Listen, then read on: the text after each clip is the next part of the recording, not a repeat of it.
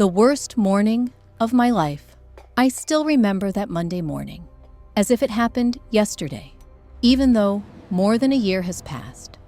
My name is Jessica Thompson. I'm 34, and I've spent the last decade of my life working as an executive assistant at a well-known marketing firm in downtown Chicago. My daily routine was a well-oiled machine. Wake up before sunrise, brew a strong cup of coffee, slip into a crisp blouse and smart skirt, and head out to catch the 7 to 10 train into the city. Even in the thick of Chicago winters, when the streets are choked with gray slush and your breath fogs in the bitter cold, I found comfort in this sense of order and predictability. But that morning shattered everything I'd ever taken for granted.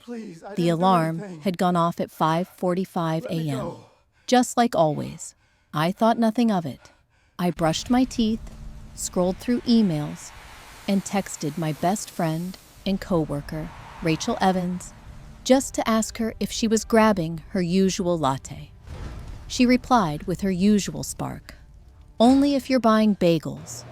On the train, I sat by the window and let the city blur by, mentally preparing for a busy day of back-to-back meetings. Walking into the office, the first thing I noticed was an unnatural hush. Typically, people would be chatting about weekend plans or the latest Cubs game. But on this day, all eyes seemed to dart away as I approached. I brushed it off, assuming everyone was just in a Monday mood. But then, as I reached my desk, I saw my manager, Tom Grant, heading towards me. His face a mask of seriousness I wasn't accustomed to. He asked me to come into the glass-walled conference room. The blinds were half drawn, and the HR director, Ms. Larson, was already waiting. I sunk into the cold leather chair, my pulse quickening, heart thumping so loud I was sure they could hear it. Tom slid a manila folder across the table. Inside were printouts of financial documents and a string of strange email correspondences linking my name to a series of unauthorized transactions. "Jessica, we've identified irregularities in the expense reports you filed," Ms. Larson began, her voice cool and controlled. "There are multiple payments we can't account for, and they all trace back to your login credentials." For a split second, my world tilted. Expense reports? Payments? I had no idea what they were talking about. I laughed nervously, thinking surely this was an error. But Tom's expression remained somber, and Ms. Larson's tone hardened. My head swam with confusion, embarrassment, and fear.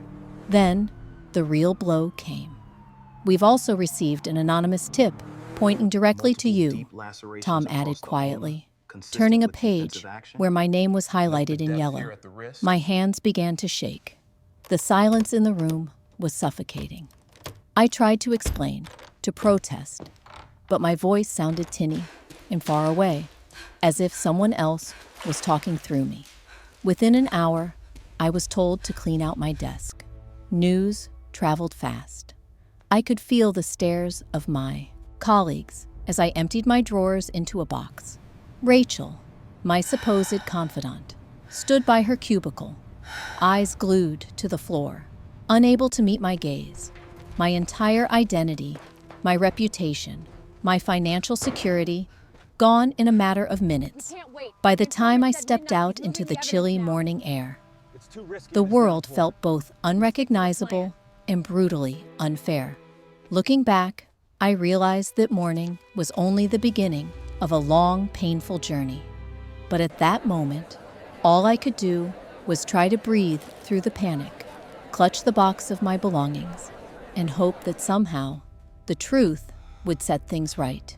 When the shock hit, I'll never forget the exact moment when the full weight of what had just happened slammed into me. It was as if a tidal wave had crashed over my carefully constructed world, leaving devastation in its wake. The walk from the office to my apartment felt endless, each step echoing with the sting of humiliation and disbelief. In my mind, the events replayed in a dizzying loop. Mark's stern expression, the accusing tone in Miss Griffin's voice, the incriminating documents. They didn't just suspend me. They stripped away everything I thought I knew about my own life. After closing the door behind me, I sank onto the living room floor, clutching the cardboard box containing framed photos, a few potted succulents, and trinkets from birthday parties past. My hands shook as I sorted through the contents, desperation rising with every item. How did we get here? I hadn't just lost my job. I'd lost my sense of identity, of purpose. It was terrifying to realize just how much my self-worth had been tied to that neat little nameplate on my desk. I kept replaying every moment from the past month, searching for a clue. How could all those financial discrepancies be tied to me?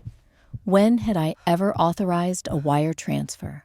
The more I thought about it, the more paranoid I became, and questions began to surface in my mind. Dark, nagging doubts that refused to quiet. But the thing that hurt most, the part I hadn't anticipated, was the cold silence from Megan. She was the one person I thought I could lean on.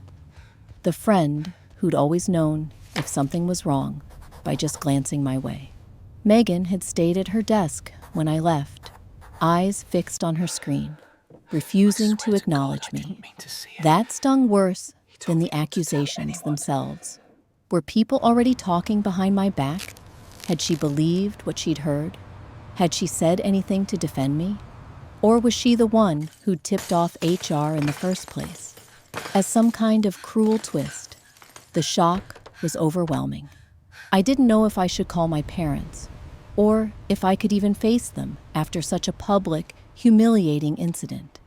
Did my coworkers pity me? Or did they celebrate my downfall in whispered conversations I would never overhear?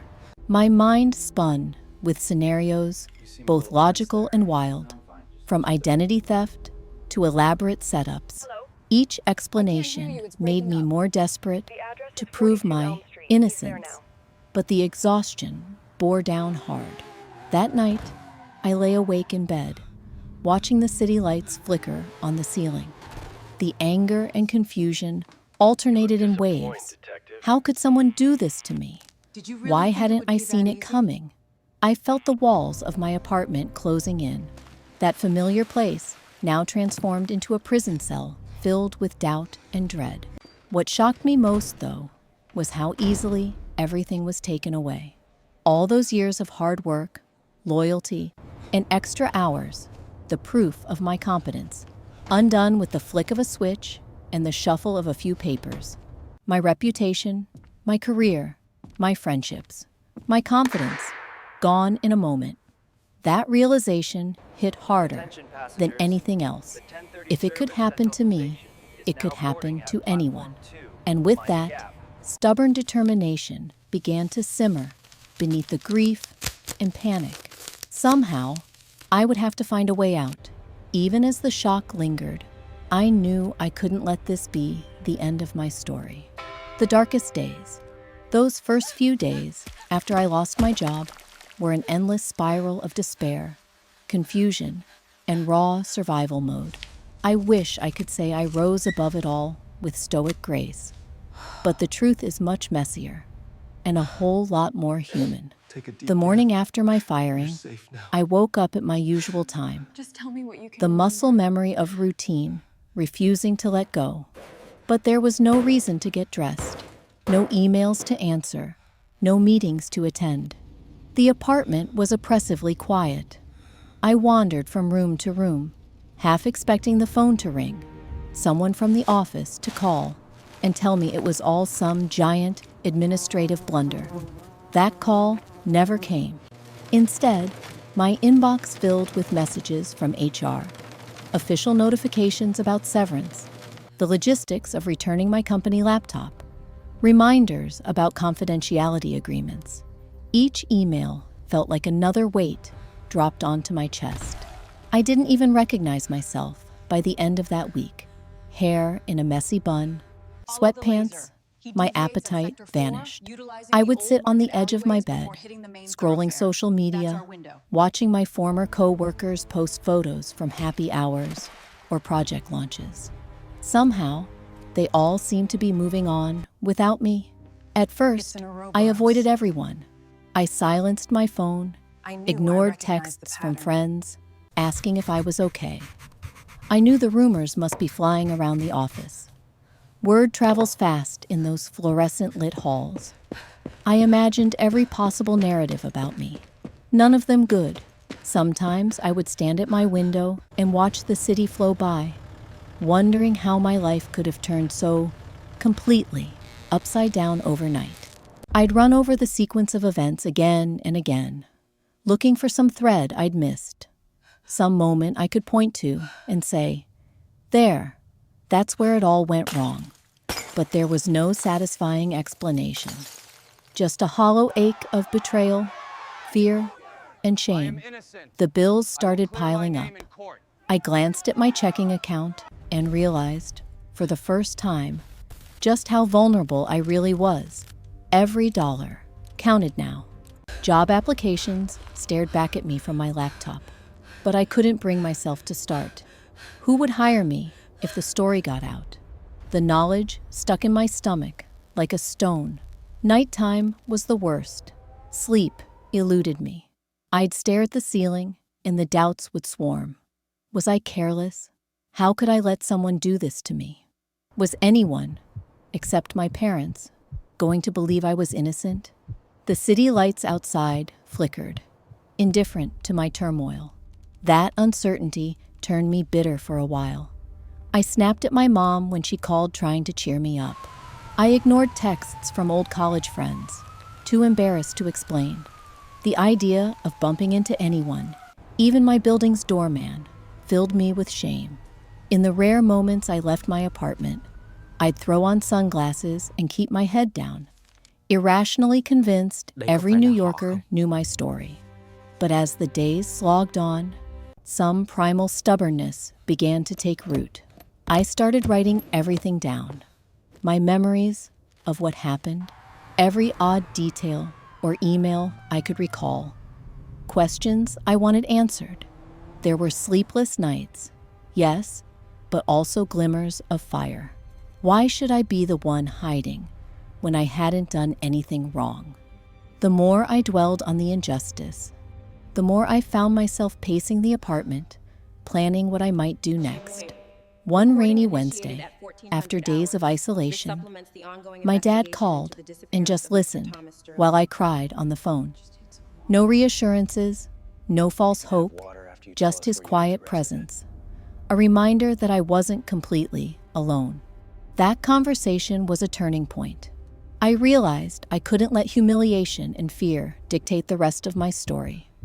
I started reading up on workplace fraud and identity theft, trying to piece together how someone could have used my credentials. I still suspected it might be an inside job, but who? My mind darted for explanations. I made lists of people with access to my accounts, and patterns began to emerge. Yet suspicion also tore at me. I didn't want to believe a friend could betray me, but doubt was a protective shield now. Slowly, painfully, I reclaimed my energy. I forced myself to leave the apartment for morning walks in Central Park, find air and perspective under the towering oaks. Some days, I would sit on a bench, notebook in hand, mapping out timelines and gaps. Writing became my therapy and my method. When everything else felt out of my control, I could at least document my own truth. Money stressed me out. My savings were shrinking. I hustled for freelance gigs, picked up admin work through a temp agency, anything to pay the bills while I plotted my next move. Nothing felt steady, but a tiny spark of hope started to kindle inside me each time I checked another task off my to-do list or discovered a new lead that contradicted the evidence used against me. Every night, I'd rehearse what I'd say, if given a chance to defend myself. Sometimes, I'd draft long emails to the company's leadership, never sent, but it helped to see my story in words. The pain lingered, yes, but now it was matched with fury and determination. That's the thing about the darkest days. They show you exactly what you're made of. I saw my own resilience scraped together from the ashes of my old life. I learned which of my friends would stand by me and which would fall away. Most importantly, I started believing, genuinely believing, that somehow I would clear my name. I had no idea what was coming next. But for the first time in weeks, I didn't feel powerless. I felt ready to fight back. The silent investigation, after the haze of shock and despair finally faded around the edges, a cold, focused determination began to grow in me. Sitting alone at my kitchen table one morning, spread out among law pads, laptop open, with empty coffee mugs scattered everywhere, I realized I couldn't wait for someone else to clear my name. Nobody was coming to save me. If I wanted the truth, I was going to have to dig it out myself. The first step was simple: go over everything I could recall with the patient, methodical mindset I'd once used to reconcile budgets and book flights at work. I checked every email, every calendar invite, every piece of correspondence from my months at the firm. I made meticulous notes when I was in the office, who I'd met, whether I'd noted anything odd or unusual, tiny details that might have faded into the fog of routine. My initial goal was just to find somewhere, anywhere, that a mistake had been made, a misplaced digit, a password left carelessly exposed, a meeting where someone might have watched over my shoulder. As I combed through my emails, a few things stuck out. Several messages flagged as important had been opened at times. I wasn't even in the office, early in the morning or far past midnight. There were edits made in shared documents that bore my name, but didn't match my style or language patterns. I traced the digital breadcrumbs, charting every login, flagging every anomaly in a notebook soon crowded with Post-its and scribbled lists. I dove into the company's digital infrastructure, using what access I still had to our online platforms. A small blessing. IT's offboarding had missed a few shared folders before disabling my accounts. The audit trails showed suspicious activity from an unrecognized IP address, but logged in under my credentials. My pulse raced. This, finally, felt like proof that I wasn't just careless, but actually being framed. I was careful not to alert anyone to my search. I bought self-help books on cybersecurity and spent late nights in rabbit holes about corporate fraud and social engineering. I hesitated to trust anyone, but in moments of extreme clarity, I recalled the glances, the offhand remarks in the kitchen, particularly from Linda, a new hire, who always seemed to be lurking a little too long at her desk. Once, I'd caught her quietly glancing at my monitor while I was away, but I'd chalked it up to nervousness back then. Now, under harsher light, her actions seemed intentional. Curiosity turning to obsession, I managed to access the building's camera logs using old contacts in facilities, never revealing exactly why I was asking. Reviewing the tapes was an exercise in patience and anxiety. Hours blurred together, but suddenly, on a rainy Thursday night, I saw Linda swipe into my office after hours. There was no legitimate reason for her to be there. Cross-referencing the time with a suspicious transaction, I saw the two matched perfectly. My hands shook as I snapped pictures of the monitor with my phone, documenting every second. I compiled everything into a master file: screenshots, spreadsheets, timelines, and even audio snippets from team meetings where Linda made pointed comments about the tight budget constraints and hinted at possible discrepancies others should look for. Still, I needed more. I set up a meeting with Linda under the pretense of wanting closure, a chance to let go and move forward. During our coffee, I turned on my phone's recording app and asked her how she felt about the culture of blame in the office. She got defensive quickly, and as our conversation circled, she let slip a detail about the timeline of events that only someone with insider knowledge could have known. The pieces were coming together. Despite my dread of confrontation, I began sharing small hints with Rachel and my former mentor, David, careful to gauge their reactions. Rachel admitted, guiltily, that she'd always found Linda's behavior odd, but was too scared to confront her directly. David, stunned by the evidence, volunteered to help introduce the findings to the board. I collected character references from colleagues who vouched for my integrity during the critical periods in question, creating a wall of support to back up my digital and circumstantial case. Some nights, insomnia came raging back. Anxiety pulsed under my skin as I second-guessed each move.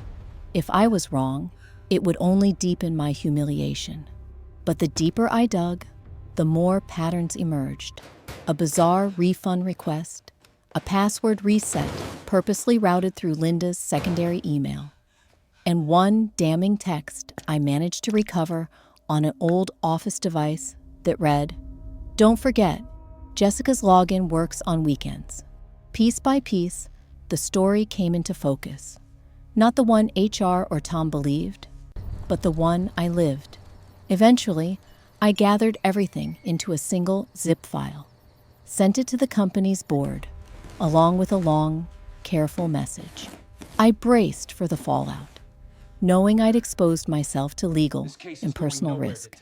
But for the first time since that dizzying morning, what I felt most was not fear, but hope, simmering just beneath the exhaustion. The battle wasn't over, but at last, I was not powerless.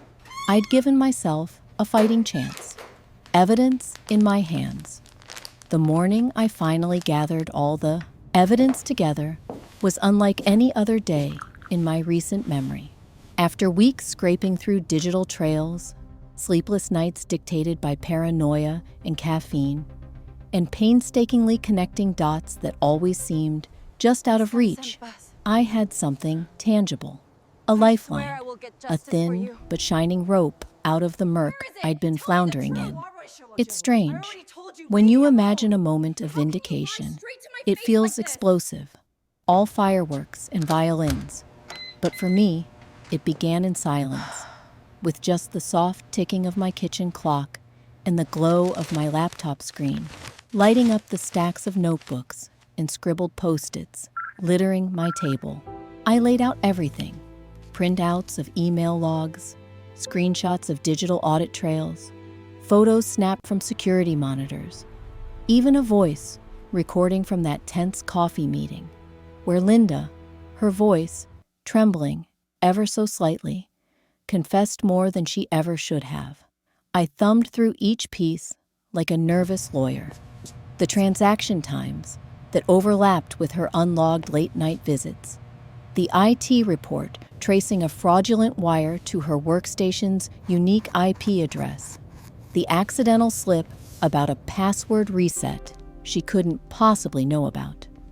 The web was tightly spun now, each thread woven by my relentless worrying, sleepless analysis.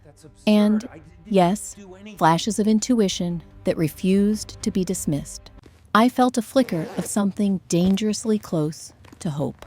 For weeks, I doubted my own memory, my perception of colleagues, my worth, and judgment. But now, all the pieces fit together.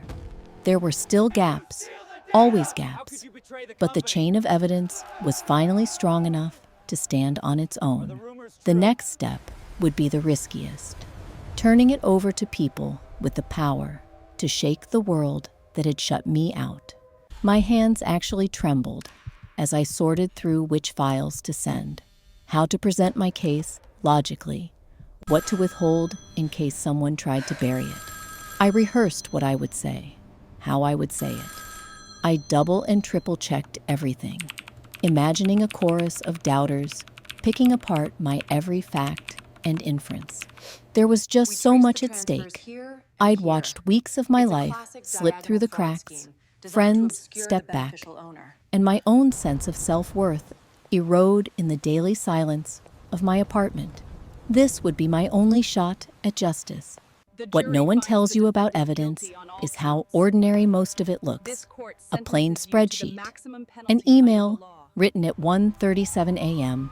when I wasn't even in the office, a blurry image from a hall camera, Linda, hair up, face turned, but still unmistakably her, as she swiped into my workspace after hours. Alone, none of these things were explosive. Together, they formed the outline of my freedom, proof that the story the world had told about me wasn't true.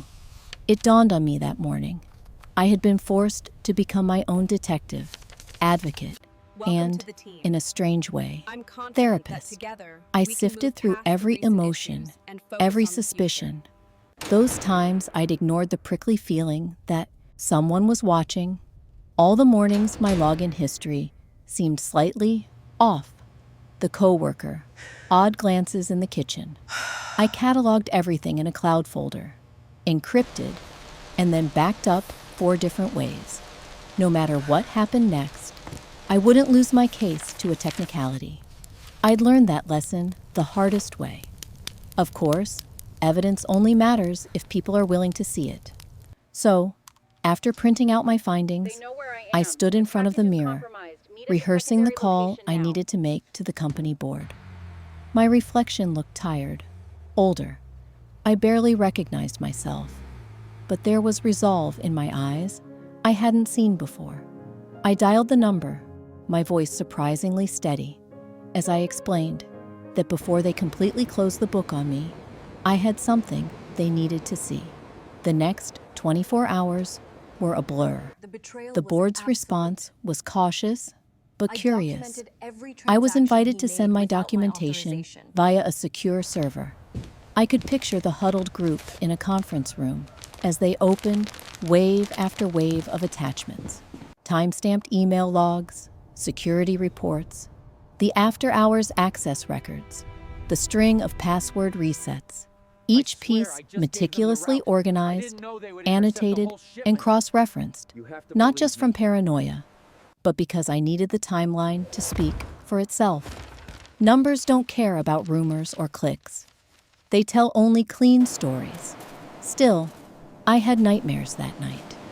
What if someone ignored my files, swept this under the rug, or worse, redirected blame? Injustice has a way of creeping into the cracks, even where you least expect it. I spent that night alternating between hope and dread, envisioning every possible outcome. Maybe I'd win justice, or maybe I'd only dig myself deeper by daring to fight back. The next morning, my inbox pinged. The board wanted a live presentation. My stomach twisted in knots. I poured coffee, put on my best blazer, and logged into the meeting with trembling fingers. I'd always hated public speaking, but desperation does curious things to self-preservation. I started from the beginning, walking them step by step through every discovery, the mismatched login times, Linda's unusual movements, the IT evidence, the coffee shop confession. As I spoke, I watched their faces change. Interest at first, then surprise, then a kind of uncomfortable awe as the facts lined up with chilling clarity. One of them, the CFO, grew pale as I demonstrated how Linda rerouted the wire transfer using my credentials, showing the matching IP addresses and device IDs. Another asked about the voice recording. My mouth went dry as I played the crucial snippet. Linda's words echoing back, startled, as she let slip her knowledge of security protocols only the real perpetrator would know. Silence filled the virtual room when the recording ended. For the first time since my ordeal began, I felt the power shifting. No longer the accused, I was presenting my side, evidence in my hands, voice steady despite the undercurrent of fear. I know this isn't easy to hear, When exactly I did you said. notice the discrepancy But what in happened to accounts? me It was could have subtle at happened first, to just a few anyone. missing The receipts. systems in Then place the numbers made stopped it adding almost up. impossible to prove my innocence. But I hope this will force us to look closer. I'm not the person you think I am. I never was. They thanked me, their faces unreadable. I signed off and sat in stunned silence, heart hammering. Had I missed something? Had I overplayed my hand? I checked my files again, paranoia compelling me to reread every line, every timestamp. I messaged Rachel and David tentatively, updating them on what I'd done. Rachel responded quickly. "I'm so proud of you. No matter what happens, you did everything you could. You took back your story." David just replied, "Well done. Sometimes integrity is a long, lonely road, but it's the only one worth taking." Hours trickled by, then a day, then two. I distracted myself with long walks, podcasts, cleaning the apartment. My phone was never out of arm's reach. Every vibration made my heart race. Then finally, Wasn't that the simple, call Charlotte? came. The board had reviewed my evidence, But trust is compared it everything. with their own internal inquiry, and found my findings not only compelling, but conclusive. They hadn't just seen the pieces. They'd seen the full pattern I'd laid out. Linda was called in and, faced with the overwhelming evidence, quickly crumbled, admitting to exploiting her access and scapegoating me when suspicion closed in. The message was clear. The company would officially clear my name, publicize the true culprit, and offer me the chance to return. There would be apologies and efforts at restitution, though nothing could fully erase the scars of what I'd been through. Yet, sitting in that tiny apartment, phone in hand, I realized that the victory wasn't in the return offer or the public vindication. The real triumph was the strength I'd found in myself when I had nothing else to lean on. Evidence in hand wasn't just proof of what Linda had done. It was the story of what I'd endured and who I'd become by refusing to let the darkness dictate my truth. It was the moment I stopped being a victim and reclaimed my place in my own life. There are still days I wonder if the fight was worth it, if the lost weeks and shaken sense of trust can ever truly heal. But as I filed away the last of my notes and closed my laptop that night, I knew when the world tries to write your story for you, sometimes the only thing to do is pick up the pen yourself, armed with relentless persistence, and at last, evidence in your hands. The truth is revealed. The moment the truth began to surface, felt almost surreal, as if the world had momentarily tilted on its axis, just to allow a glimmer of justice to shine through. I had spent weeks, maybe even months, with my life on pause. Every waking moment defined by anxiety, relentless self-doubt, and a desperate, almost animalistic drive to clear my name. But when the evidence finally started doing the speaking for me, I found myself unsure how to process the wave of emotions that followed.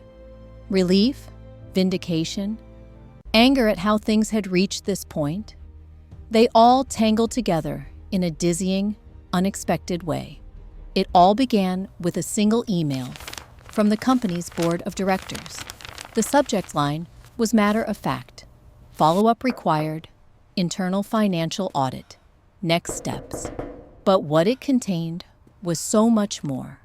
The board was convening an emergency session, reviewing all evidence, and calling in everyone involved, including the true culprit, Linda. The careful wording hid a sense of urgency, maybe even shock, that I hadn't encountered in any communication up until then. I watched the sun rise through my window that morning, feeling the weight of anticipation pressing against my chest. Was this the moment I'd been waiting for, or just another agonizing delay on the road to nowhere? My thoughts raced. Would the higher-ups believe what I'd uncovered, Or would they look for a way to brush this under the rug, sacrificing me for the sake of protecting the firm's reputation? The paranoia, nurtured by weeks of injustice, tugged at me.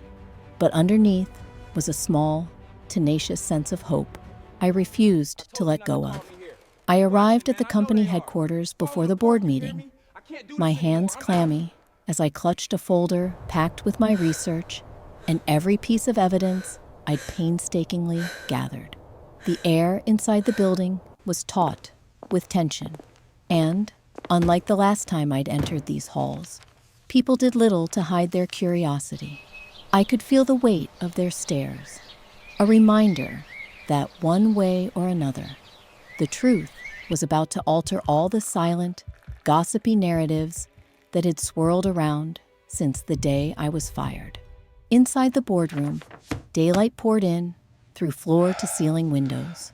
At the long conference table, the board members gathered quietly, while Linda sat on the other side, jaw set, trying desperately to maintain her composure. Tom, the manager who had once looked at me as if I were a stranger, avoided my gaze. Ms. Larson from HR was there too, expression neutral, but her foot tapping a rapid, nervous beat beneath the polished wood. It fell to me to present everything. I started with the basics: emails, audit logs, and security footage. Each item linked in the chain that spelled out what really happened. My voice was steadier than I expected as I recounted every major finding, piecing together the timeline of fraud, the digital breadcrumbs, and the suspicious movements Linda had made when she thought no one was watching. Every time I displayed a crucial piece of evidence, her late-night access to the office, a transfer from my credentials on a day I was logged at a doctor's appointment out of state, I watched the doubt flicker in my colleagues' eyes, then slowly give way to understanding. The presentation felt strangely out of body, almost as if I was watching someone else stand there, connecting each thread of deceit together in a logic that could not be denied. At times, my hand shook with adrenaline, but the facts spoke louder than any of my nerves. The board listened mostly in silence. There were a few pointed questions, technical clarifications mostly, but by the time I finished replaying the recorded conversation, where Linda slipped up and mentioned confidential details that only the perpetrator could have known, the room felt charged with a different energy. Shock, perhaps, but also a dawning sense of responsibility. When the last piece of evidence had been presented, a heavy silence fell over the room. All eyes shifted to Linda. She stared down at the table, lips pressed in a thin line, a mask of defiance, fighting to hide creeping fear. For a second, I almost felt pity. Almost. Finally, the board chair spoke. He thanked me for my meticulous investigation and said they would go into a closed session to deliberate. Linda was asked to remain nearby.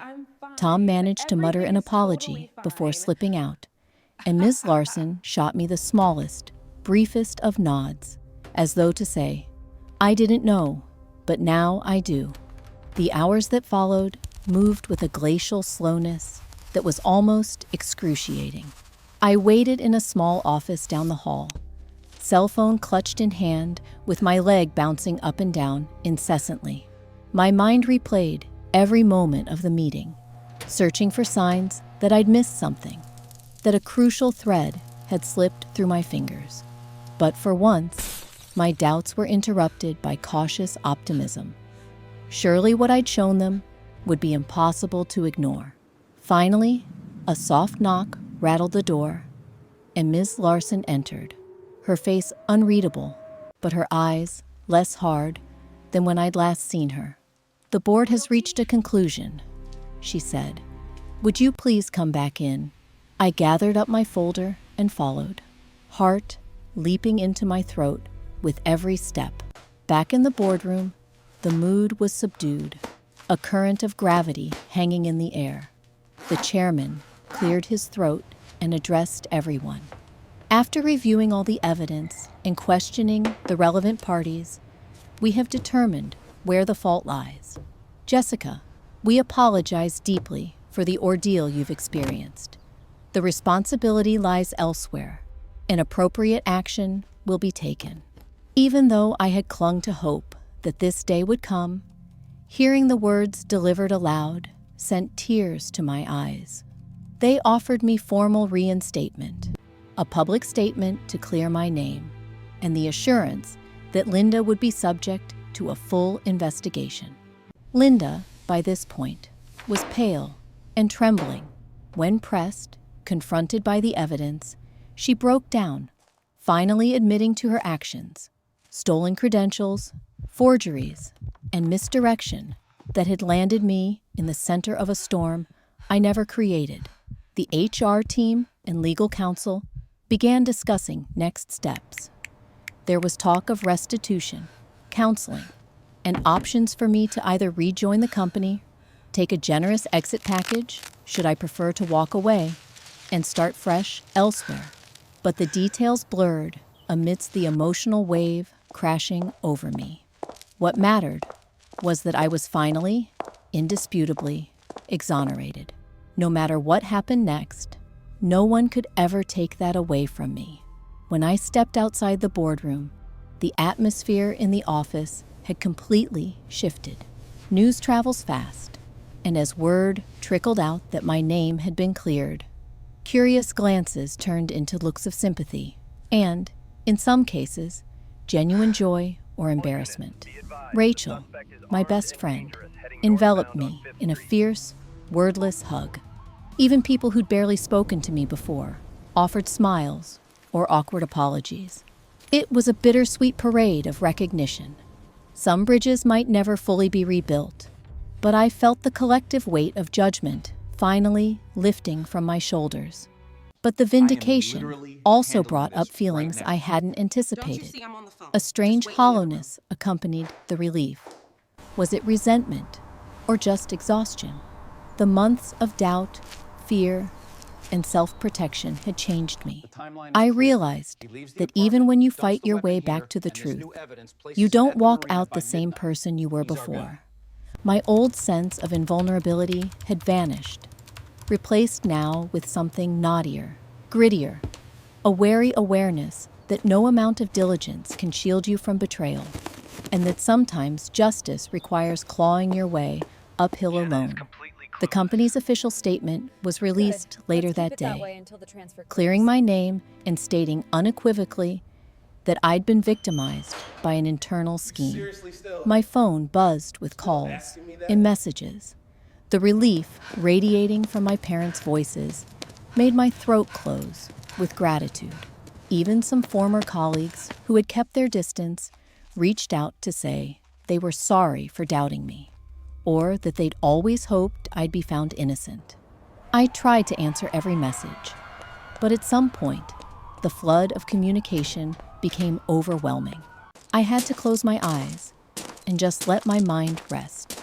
That evening, I let myself do something I hadn't done in so long. I took a walk through Central Park, breathing in the cool air, letting the sounds of the city, horns, laughter, the distant bark of a dog, remind me that life goes on. The skyline glinted in the purple dusk, and for the first time in months, my steps felt lighter. I realized that while the world can spin out of control, there are moments of return, of hard-won peace, and it's up to us to recognize them. Yet, in the afterglow of victory, what surprised me most wasn't triumph, but a sobering sense of perspective. What had happened to me could have happened to anyone, no matter how careful, competent, or trusted. Identity is fragile. Reputations, even more so. The ordeal had taught me how systems built for protection sometimes catch the innocent, how the slow wheels of bureaucracy often ignore nuance in their rush for a culprit. If anything, I learned how deeply embedded trust is in our lives, and how its shattering requires more than just an apology to rebuild. As the company worked to repair its procedures, and Linda faced the consequences of her deception. I was invited to speak with leadership, to suggest improvements that could help others avoid my fate. I spoke candidly about transparency, audit trails, open communication, and the imperative to investigate before judging. It wasn't the most comfortable conversation, but I owed it to myself and to everyone who might someday stand where I had, to make sure my pain led to change. Over the next few days, I slowly stitched together a new sense of stability. There were meetings with HR, interviews with internal investigators, and even a meeting with other employees who'd secretly rooted for my exoneration, but never felt empowered to say so. Each conversation was awkward, sometimes tender, sometimes fraught with guilt on both sides. I realized forgiveness is a process, one I'd have to work on, not just for others, but for myself. That anger, that internalized shame, didn't vanish overnight just because the record was cleared. I took time off from work to recover emotionally. Simple acts, eating breakfast at a cafe, sitting in the sun at the park, calling my sister without the weight of bad news hovering over me, felt almost luxurious. When I finally looked in the mirror, I saw someone both older and stronger than before. I saw someone who had survived. Looking back, what stands out isn't just the shock of betrayal or the agony of being misunderstood.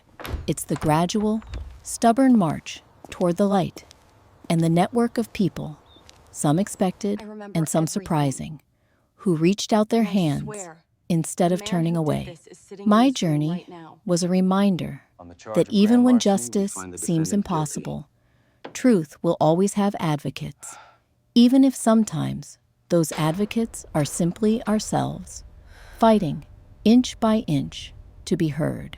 The story of my vindication became something larger than just one wronged employee's nightmare. It was shared in the company newsletter, discussed in near mythical terms at Friday happy hours, and in fits and starts, prompted new employee trainings and security protocols. I became an uncomfortable symbol for both the dangers of unchecked suspicion and the power of individual determination. At first, I resisted the role, feeling exposed.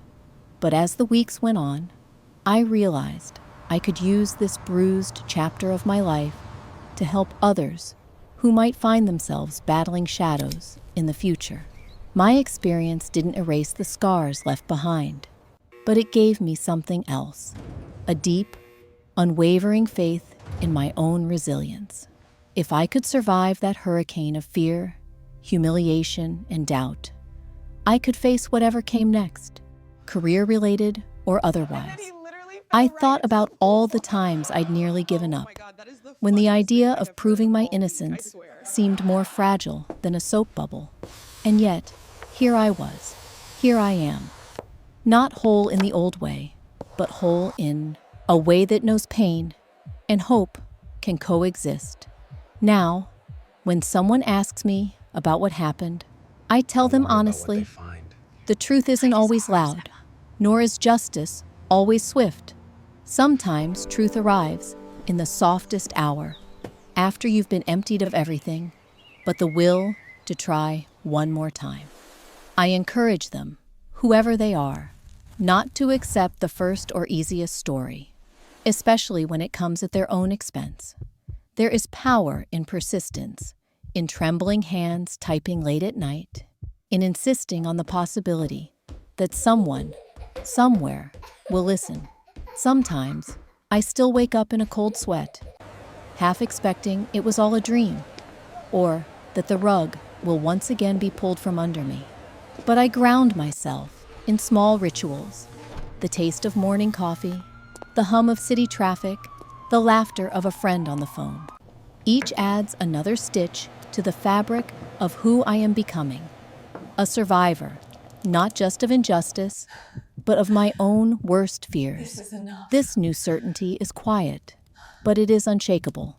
The truth had finally and indisputably been brought to light. The shadows of suspicion that once closed in have receded. What is left, as the dust settles, is a story not only of vindication, but of transformation, resilience, and the gradual, determined work of building a life back day by day. The world can try to write our stories for us, but ultimately, it's up to each of us to make sure the final chapter bears our own hard-won truth. Overcoming the darkness, overcoming the darkness. Returning to the office on that first official day back should have felt like a triumphant homecoming. But if I'm honest, my emotions swirled far more darkly beneath the surface. As I made my way past familiar skyscrapers, their windows glinting in the morning light, I was caught between pride at my own perseverance and a creeping weariness that refused to let go. Faces I'd known for years greeted me at the entrance, some with broad smiles, some with uncertain glances, others turning away entirely, each greeting its own quiet echo of the upheaval I'd endured. I took a slow breath in the lobby, letting the cool, artificial air settle my nerves. This place, once the center of my daily universe, felt both strikingly familiar and utterly transformed. It wasn't just the office decor that looked different after months away. It was as if I'd developed a whole new layer of sensitivity to the unseen undercurrents humming through every interaction, every sidelong glance, every whispered comment in the break room. I realized then that overcoming darkness didn't always mean emerging into blinding daylight. Sometimes it meant learning to walk through the same shadows with your eyes wide open. The first challenge was reclaiming my workspace, the desk that had sat untouched, frozen in time. Unpacking my box of personal items, each photograph and notebook seemed heavier with meaning. I cleaned away the thin layer of dust, arranging my tiny squad of desk succulents in a row, watching sunlight glint off my old nameplate. I paused, tracing my fingers over my name, studying the grooves as if relearning who I was. Not who I'd been, but who I'd become. The days that followed blurred into a whirl of meetings, awkward reconnections, and slow rebuilding. People offered their apologies, some sincere, others perfunctory. I heard, more times than I could count, "I always knew you couldn't have done it." At first, those words stung, a reminder of how easy it had been for even friends to doubt me when the storm broke. But in time, I took them less as accusations and more as the clumsy attempts at comfort they were. Even so, the scars from months of suspicion flared now and then. Sharp, silent reminders of how fragile trust could be. I discovered the necessity of forgiveness, not only of my colleagues, but of myself. If you've never been wrongfully accused, it's hard to describe the lingering aftertaste of shame. The sense that you've been stained by something you didn't do. I found myself rehearsing conversations in my head, practicing lines I'd never say aloud to people who had turned their backs when I most needed an ally. Some days, anger simmered just beneath my skin, ready to boil at the slightest provocation.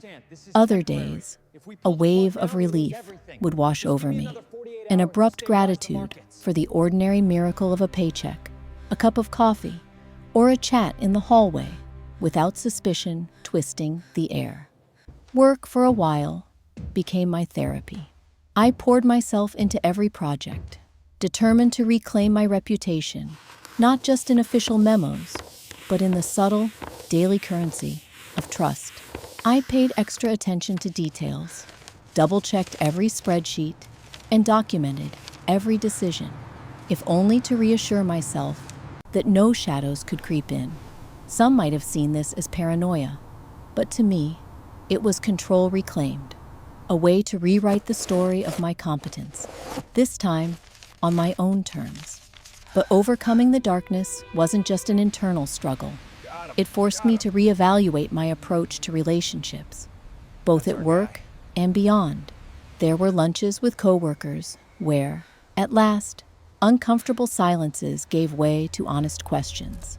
I noticed which colleagues took genuine interest in my well-being and which simply wanted gossip. A few, surprisingly, became close friends. Suffering reveals loyalty in unexpected places. I learned to laugh more freely again, even at my own expense, and found, gradually, that humor could be both shield and bridge. Reconnection with my family and old friends happened slowly. For a while, I withdrew, needing space to process the trauma on my own. But isolation could only go so far. My parents invited me home one weekend, and instead of grilling me for details, simply let me exist, feeding me comfort food, sitting in silence, and occasionally letting me cry on my mother's shoulder.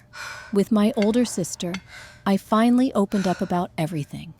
All the moments I'd second-guessed myself, the fear at the pit of my stomach, the anger at the world's injustice. She listened, nodded, and held my hand across the kitchen table in a solidarity only siblings understand. Therapy, once an abstract concept, became a weekly touchstone. My therapist taught me to distinguish between genuine healing and simply returning to routine. We talked about hypervigilance, the weight of public scrutiny, and forgiving myself for any perceived weakness. She suggested mindfulness practices and journaling as ways to reconnect with the gentler parts of my identity. Bit by bit, I took her advice. The scrawled entries in my notebook, tear-stained, angry, hopeful, began to resemble a new map of who I wanted to become. Outside of work, I made myself seek out small joys. I started running in the early mornings, letting the rhythm of shoes on asphalt calm my racing mind. I read novels in coffee shops, savoring anonymity in crowds. I rediscovered hobbies I'd abandoned in the years of relentless achievement. Photography, gardening in window boxes, even learning to cook new recipes just for myself. Each simple pleasure felt like a vote in favor of life after darkness, evidence that I could still choose what mattered to me, away from accusatory eyes. Eventually, the company asked me to share insights from my ordeal in a formal workshop on ethics and security. The thought of standing before a crowd, even a familiar one, made my stomach twist. But I agreed, hoping that by telling my story on my own terms, I could help others avoid a similar fate. When the day came, my hands trembled, but my resolve was clear. I spoke about more than digital safeguards.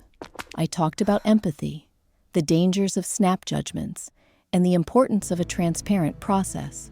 To my astonishment, the room filled with not just attentive silence, but support. Several colleagues, some of whom had never spoken to me personally, approached after to thank me for my candor. In the weeks that followed, small changes began to ripple through our office. New reporting procedures, anonymous tip hotlines, open discussions about mental health.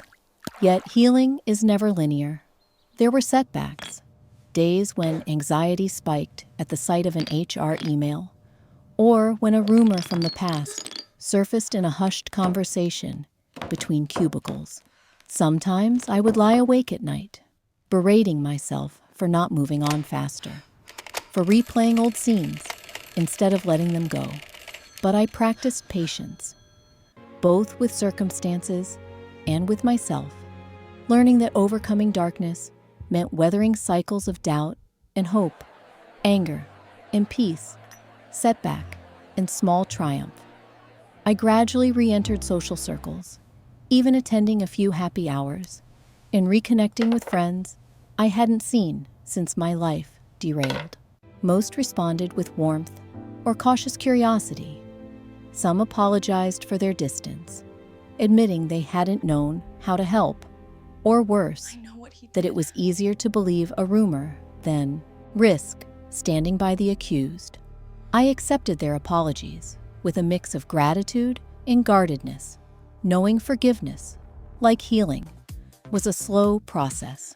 Over time, I reclaimed my confidence, not through grand victories, but through hundreds of quiet, everyday decisions to show up, to care, to speak, even when my voice shook. Sometimes, I even surprised myself, catching a sharp joke in a meeting or offering help to a new employee with the same uncertainty that had once nearly undone me. I built new boundaries, determined never again to be so completely defined by a single role or reputation. In the past, my identity had been wrapped up almost entirely in my career. Now, I drew meaning from more sources: friendship, learning, resilience, and importantly, my own sense of self-worth. Alongside this personal growth, I witnessed positive shifts at my workplace as well. Management took visible steps to foster a more supportive and transparent environment, implementing better whistleblower protections, increasing communication about policy changes, and starting diversity and inclusion initiatives that centered employee voice and well-being. I sat on panels, gave feedback, and saw my ideas lead to real institutional change. The very company that once doubted my integrity now treated me as a valuable voice in making things better for everyone. Outside the office, a handful of friends proved themselves willing to listen on hard days, not to offer hollow comfort, but simply to sit in understanding. I became more attentive to others' struggles, listening with new empathy when coworkers confided about stresses or when friends wrestled with their own crises of confidence. My experience taught me just how powerful a single act of belief can be in someone else's darkest hour.